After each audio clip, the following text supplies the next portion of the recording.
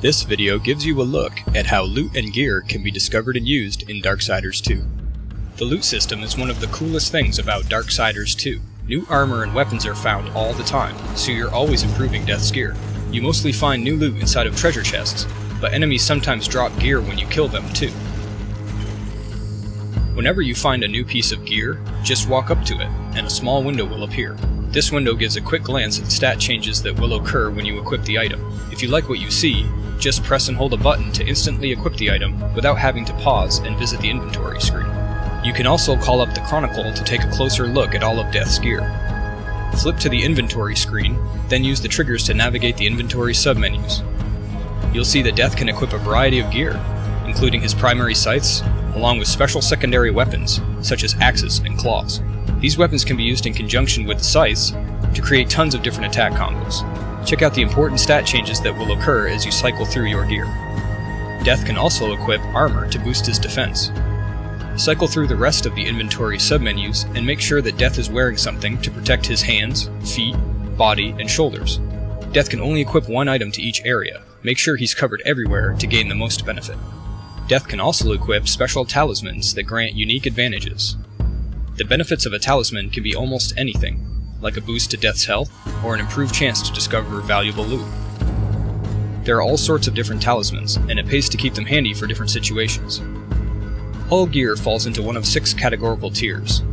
From lowest to highest, the tiers are Common, Uncommon, Rare, Elite, Possessed, and Legendary. Common gear has a white font in the menus.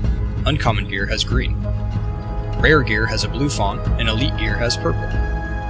Possessed and Legendary gear both share a similar yellowish hue, but they function quite differently from one another.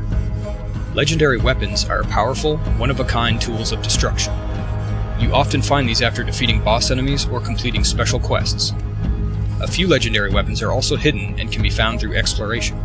Legendary weapons are great, but only possessed weapons can be leveled up.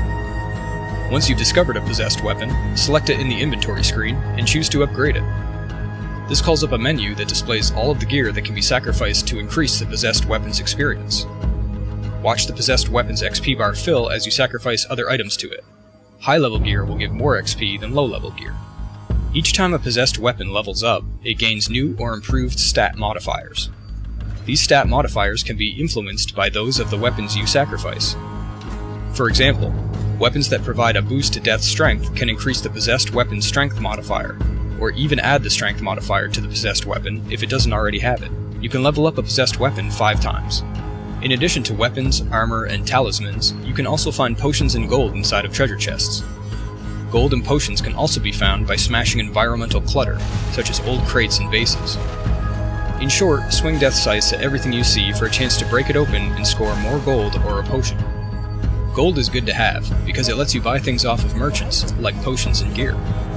In addition to gold, the demonic merchant Vulgrim also demands special boatman coins if you choose to purchase his goods. Always keep a lookout for boatman coins. You can find 100 of these special coins if you know where to look.